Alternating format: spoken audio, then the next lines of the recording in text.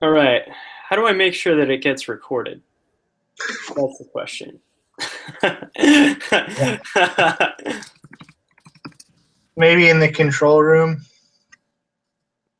Yeah, the control room. That sounds right. Cameraman. No, that's not right. Uh, Settings. Control room's right.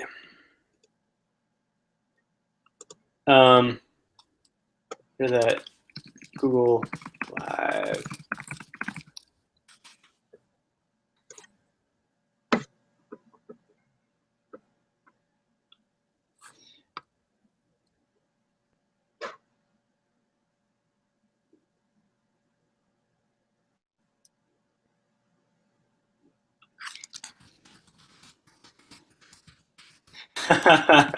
Sorry, Ben. What? More Yeah, more more new difficulties. stuff. Working out the kinks here. Uh, you can host. It's saying like live content will also be recorded and automatically downloaded to YouTube. Okay, I think it's just automatic. So let's just go. All right. All right, sweet, man. Yo, Ben, welcome to the Catholic Creatives podcast. Thank you so much for joining.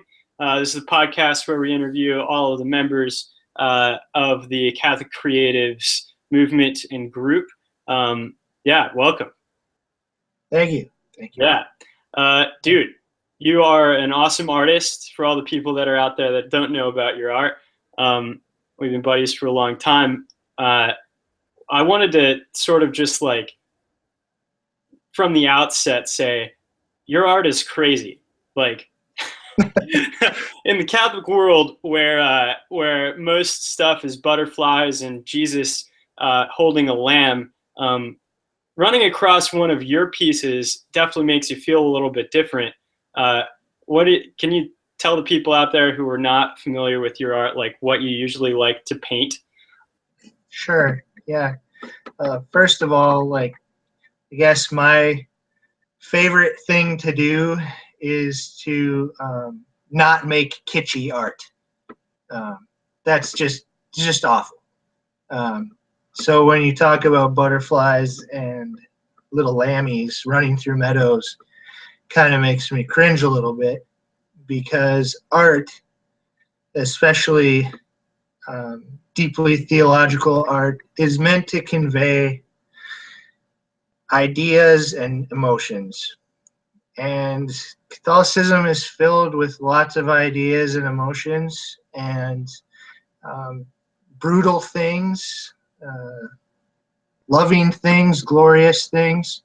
But I love to paint, in particular, portraits that might lack form as we know it, but it's not lacking human emotion. So when you see a piece, it's meant to draw up a feeling rather than be immediately recognizable as a lamb Right. or a crucifix. So it's meant. I'm questioning people through my art. I'm questioning their depth, and I'm questioning the fact: have they dealt with mortality? So Yeah. everything I do, I'm trying to question mortality. Have you come to grips with the fact that you're a hopeless sinner who's going to die? Which is not a very comfortable thing for people to feel. Like, I feel like your art is sort of like the death metal of Catholic media.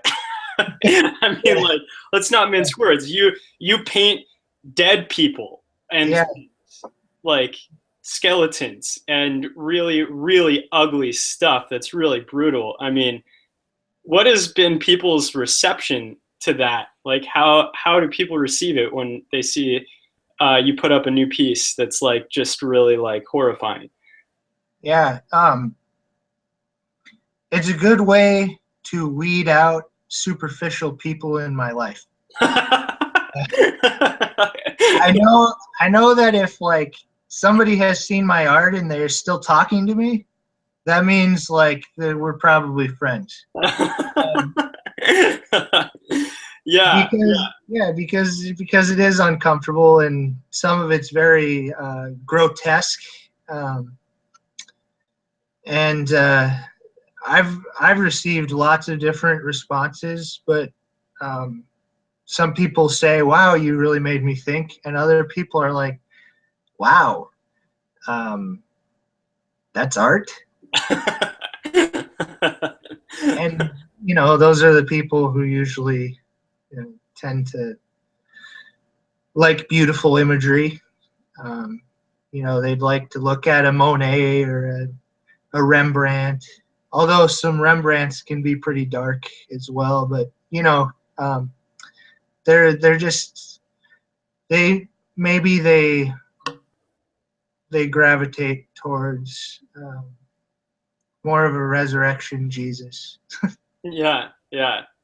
Well, I mean, so your art is definitely it's gripping because it's violent, you know, and it makes me think about, um, you know, a very violent writer like Flannery O'Connor, who is very Catholic in her worldview and has been a champion of Catholic uh, literature. But obviously, like when you first read a Flannery O'Connor, I mean, it doesn't make you feel good.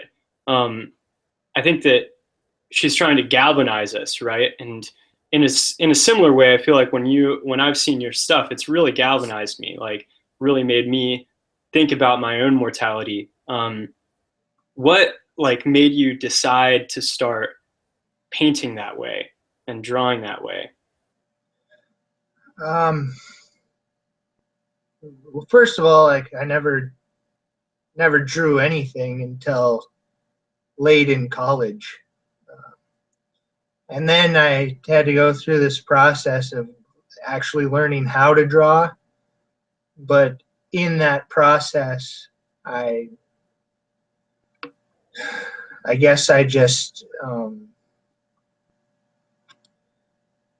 kind of was dealing with an existential crisis in my own life, where my life was becoming increasingly chaotic and confusing and tumultuous. And so um, at first I was just expressing what I was feeling. And as I evolved as a person and kind of gained back a sense of who I was, I turned my painting on the public, on the viewers. Um, so instead of reflecting my own emotions, I started almost looking for a rise. Um, I wanted to challenge my viewers, just like you mentioned Flannery O'Connor does. Also, certain Jack London stories really do that too. He's kind of my favorite author.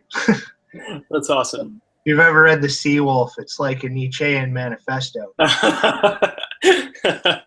Yeah, that's true. I mean, you're painting those. It certainly goes. It flies in the face of Nietzsche in that, like, it's deeply spiritual, right? I mean, Yeah, yeah. And that's, I think, it's easy for definitely Christians, but even some Catholics, uh, you know, obviously, to think that I'm being Nietzschean or to think that I'm being like anarchist. mhm. But it's direct. It's not purely to get, it's not futurism. It's not to get your rise for the sake of pissing you off. It's to get your rise so that you think about who you are as a human being. And Nietzsche didn't really care. He thought, if you could conquer your morality or whatever, you were the ultimate man. But I'm trying to say you need to face your morality, acknowledge your flaws, and I hope this painting makes you think about yourself. Yeah. It certainly made me think about myself over the past few years. So Right. And so for those who don't know you, like there is a it's interesting how that content, like the painting that you've done and your creative outlet, has turned into a career. Very strange career path. Uh, what are you doing now, and how did your art get you there? um, my wife coined this term, when your vocation leads to death. Um, or when you die to yourself, you lead to death. It's kind of like this thing we chuckle about in my family. But I'm a mortician. I'm an apprenticed mortician in Miami, and me using my art to deal with my mortality over the last few years has led me to the vocation of dealing with death on a daily basis. Um, and I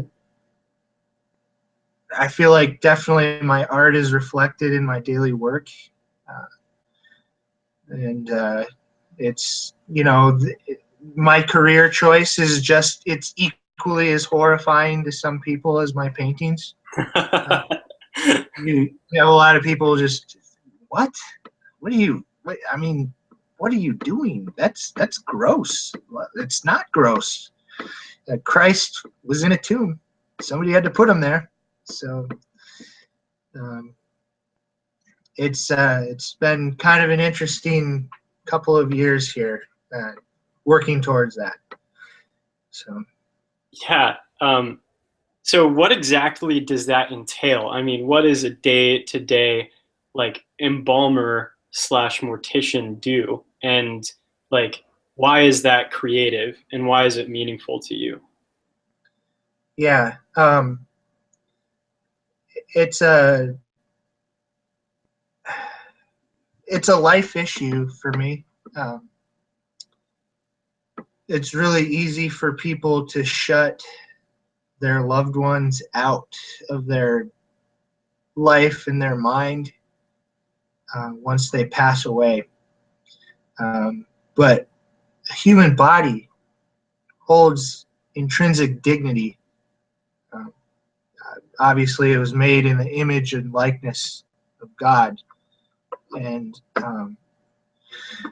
some things that embalmers do they come across as slightly barbaric, just in the restorative process. You're I don't know if everybody knows what embalming entails, but Probably not. you're basically ripping open an artery and draining out blood and replacing it with formaldehyde. Um, but I've noticed that my art comes out, um, that minimalistic art comes out when I'm restoring a body, because I like to do as little as possible to it, keep it as simple as possible so that it looks natural. That's kind of a big deal when families view at wakes. They don't want to see something that doesn't look like their loved one.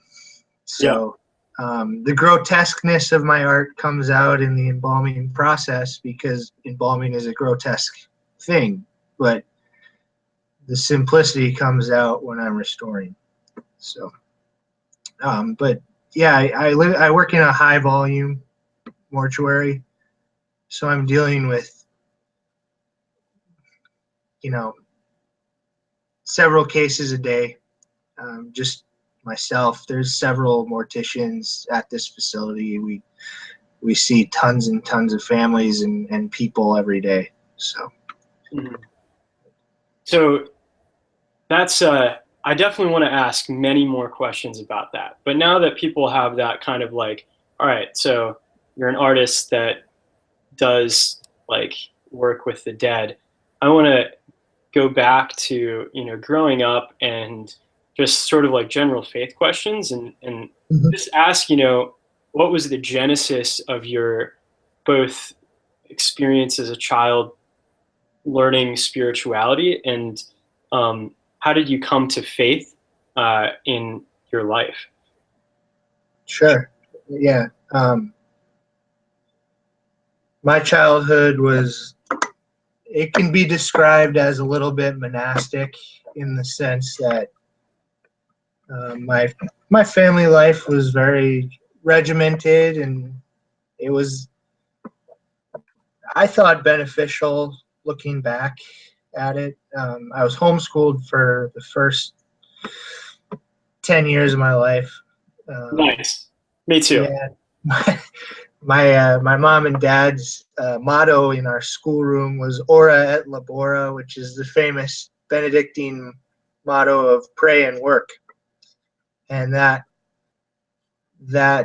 discipline was instilled in me. That Benedictine monasticism came out. I swam every morning on a swim team competitively, and then studied. And um, it wasn't until really college that um, my discipline kind of went wayward. Uh, I Isn't wasn't. that true for all of us, Yeah, yeah. It was easy to just stop regulating myself. Um, I was, you know, I was at Ave Maria University with your brother. Um, he could probably tell you plenty of crazy stories. But I guess that loss of discipline for me led me away from my faith for a while. Um, I never abandoned Catholicism or anything. I wasn't a serious prayer. I wasn't a very serious, it was obligatory, Mhm. and I just felt like I was in a desert, and my life became increasingly chaotic until I ended up, committed in a psychological ward down in New Orleans because I had just lost all control.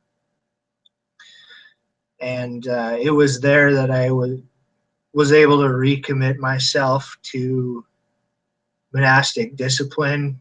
Uh, Went back to Colorado, and that's really when I really dedicated myself to my artwork. Um, and I really asked myself tough questions about who I was and why I was here. And um, and now I'm a mortician. Yeah. Um, what did what did your art like? What role did your art play in your return to faith? when you when you're in the creative process and you're kind of following that vein of abstract expressionism, it's really easy to move in such a way that you kind of just let your emotions flow, and you get kind of carried away, and it's like almost this mania that comes out, and you're just releasing all this stuff out of you. And um, for me to be able to do that in a healthy way with artwork instead of whatever other way people do that is it allowed me to start to evaluate. First, I evaluated my my drawings and paintings, and I said it was more objective. I was like, well, this is good art, this is bad art. But as I kind of honed my skill, I started to look at my own emotions that I was conveying, and I started to really grapple. I started to really wrestle with what I was dealing with, like what I was feeling. And um, when I came to the realization that it was okay to feel those things and to express them, it was at that point that I didn't feel so far away from God anymore.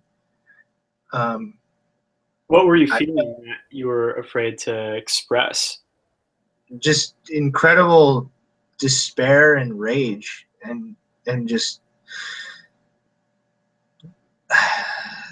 I felt worthless. Really, I was I was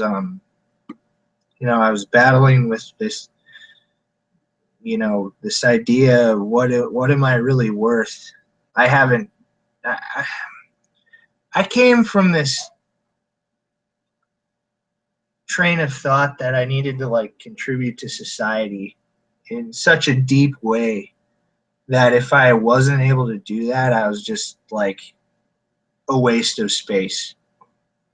And as I as I painted and expressed emotions, and others started to see that, um, I felt like I was teaching people around me that it was okay for them to express emotion too. Mm. And so I became almost like a pedagogue in my art, and yeah, I kind of obsessed over it. It was all I talked about. I was painting like 15 pictures a day. I have like a stack of like hundreds of paintings in my parents' basement in Colorado because I just don't know what to do with them. Um, and that was when like the catharsis really started to happen, and I felt like, to use the Lenten term, I felt like I was walking out of the desert back into the church. Mm. And and then really mortuary school and apprenticeship was just like a refined vocation. I just needed to find a place where I could do that all the time. And selling art for a living is it's very difficult. So this was like a perfect fit. Just feel like I I go to work and I die a humble death every day by serving these dead people. Uh, Yeah, I mean, it's funny that you mentioned Lent. That's literally why I wanted to interview you in this, because Lent is a season of like looking at yourself, right? And with violence, cutting off the parts of ourselves um, that are not fitting to God, like cutting off our sin and our weakness and our fears. Um, and that can be a very, very scary thing. Um, it's it's almost like, it's one thing to just say, I'm going to give up something for Lent. It's another thing to really like use that and look at yourself and say, I'm so weak, I can't even give this up. Like, you know, like to feel just the weakness of our own will, and our own need for comfort, and our fear of, humiliation and all of those things of being left out because of what we're giving up. Um, all of this to say that it's such a time for us to look at ourselves and look at our mortality and look at, you know our need for God, and that's something that you're doing every day with your vocation. I wanted to hear more about like what how does that affect you being so close to death? um, how do you approach God and Like, how is that a spiritual thing for you? Yeah. Kind of at first, when I first started a little over a year ago doing this, um, I would encounter someone who had passed away, uh, and at first my prayer was like almost not shallow, but just, I guess my prayer was kind of kitschy, really. I would see like this person who had died, and I would just pray like, Lord, don't let me die this way.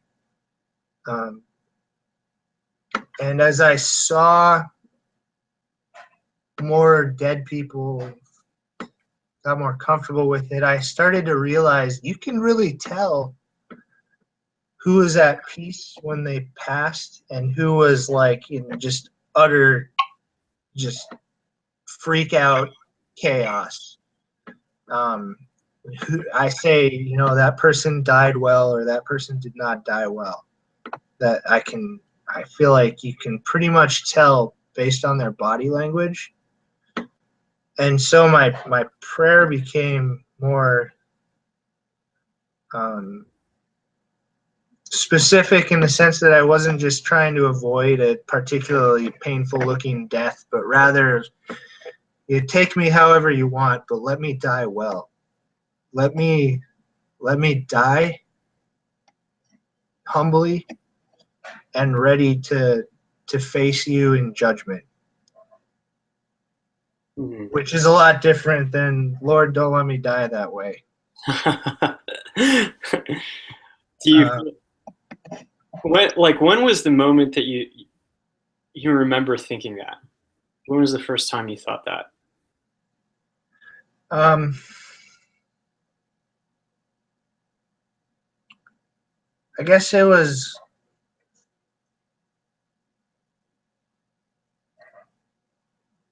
an interesting thing. It was when I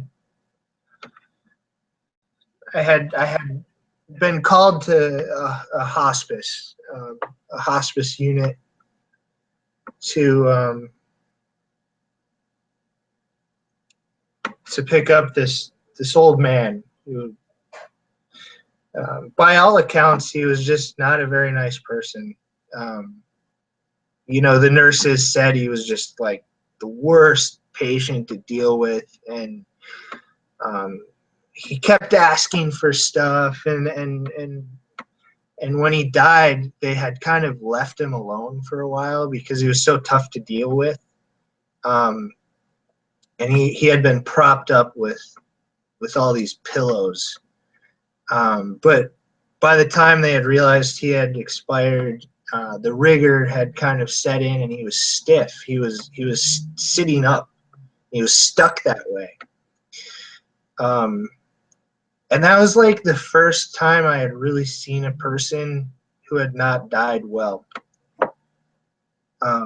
He just looked. There was just a horrified look in his eyes, on his face, and it was right then it erased any painful death I had encountered or witnessed from my mind. I was just like, that's all I need to avoid that. Yeah. I need to avoid that horror.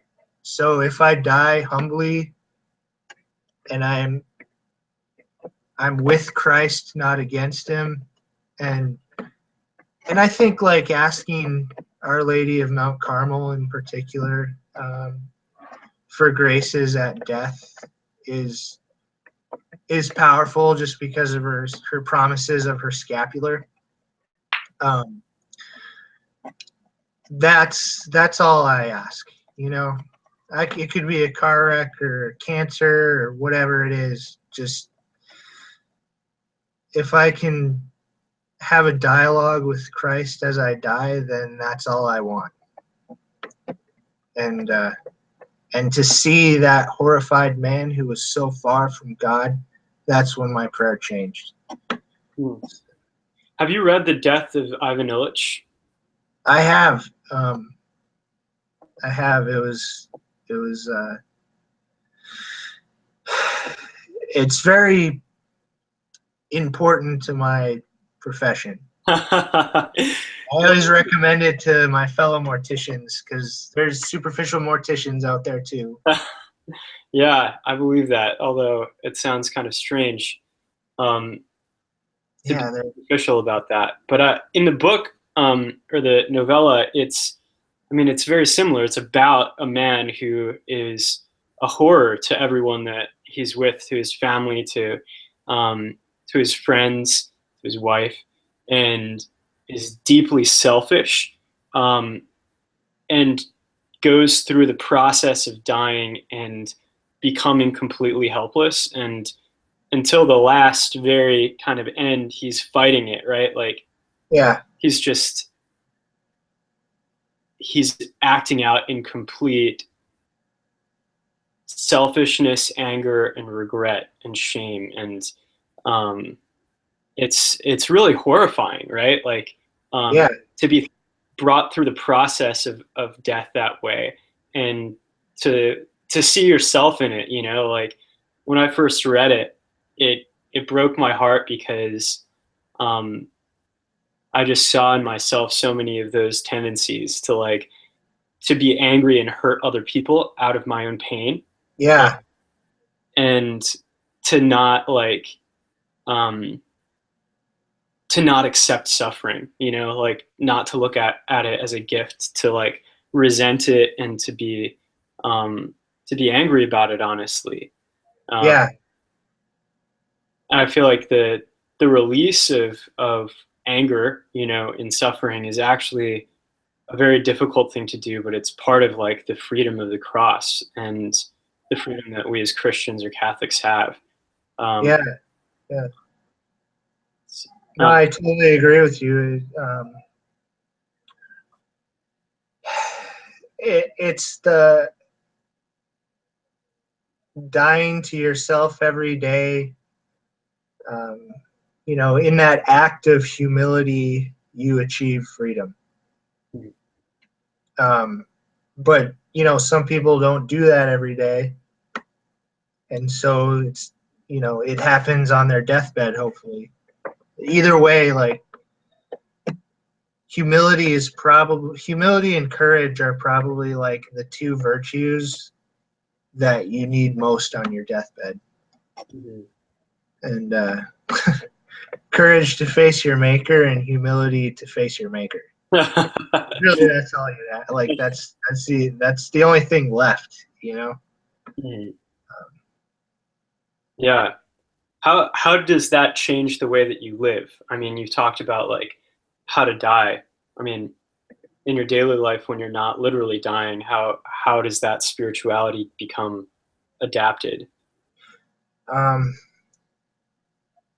it has really simplified my whole family's dealings, as far as like my wife and how we deal with our son and our dog. And she and I have been on this quest to simplify our lives, because if you're if you're living your life knowing that you're going to meet your maker at any moment, it's nice to keep things simple. You don't want to clutter your thoughts with unnecessary things. Um, and so it actually makes us feel like we're living out the vocation of Adam and Eve, like in the garden. Um, Obviously, they failed, but the Garden of Eden is really a minimalistic place. Every need was taken care of, and other than that, it was just them being present with God. So it's like that monastic upbringing returned. Um, it's just it's really like gotten rid of a lot of materialistic tendencies in our lives. Like what? What was one thing that you guys started doing differently to simplify? Like I really like to be well dressed. It's like it's always been something that, you know, I like to look good, and like just like reducing my clothing and wardrobe down to only what I need. That's been like a major step I've taken. Or like I love to cook. I love to cook elaborate things. Like making a certain amount of meals every week, just about like substance rather than like beauty. Mm-hmm. You know, it's like, what is the purpose of food? What is the purpose of clothing?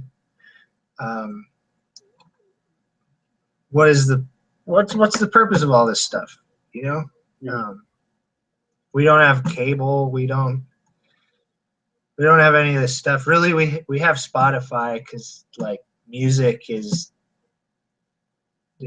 experiential to, you know, it helps us transcend and be with God. Um, but really, like, I got rid of social media for like 6 months. It was really awesome. Then I got back on and I feel crappy again, so I can't get back Don't we on. all? Don't we all? Yeah, so just, you know, like little stuff. Like I had like, I mean, I feel ashamed mentioning this, but I had like 16 pairs of shoes, man. Like, what do you need 16 pairs of shoes for? You I don't know? know. I don't know, but Yeah, it was just, it was, it was getting overwhelming. mm-hmm. So to be more simple is to be less frivolous and more frugal, and there's all sorts of benefits. Yeah, yeah, I love that. Well, the last kind of closing questions I want to sort of be takeaways for people to apply this spirituality that you're living every day. You know, the memento mori spirituality, the Lenten spirituality. What is one concrete thing that you think people can do um, to keep a remembrance of their own mortality in front of them outside of buying one of your paintings? Yeah, and hanging it prominently on their wall, stare at every day. No, I think like there's certain devotions that are really helpful for me. Praying the sorrowful mysteries. Obviously, I mentioned earlier the scapular, and Our Lady of Mount Carmel and her promises. And I guess I would recommend reading The Death of Ivan Ilyich, and working on developing devotion to the mystic saints, because they experience Christ in every person of the body of Christ in death and life. So when you see a dead person or when you're dying, think, you know, hopefully you can recall that and feel like you can rely on somebody like Mother Teresa to help you from heaven. But I think, yeah, like cultivating a relationship with the mystics, and really meditating on the sorrowful mysteries and trying to reduce clutter in your home. Just go through your house, and if you don't need something, don't hold on to it for sentimental reasons. Just get rid of it, because it doesn't matter. It doesn't. So I guess that's like my advice. That's good. You said one thing that I really want to come back to, which is the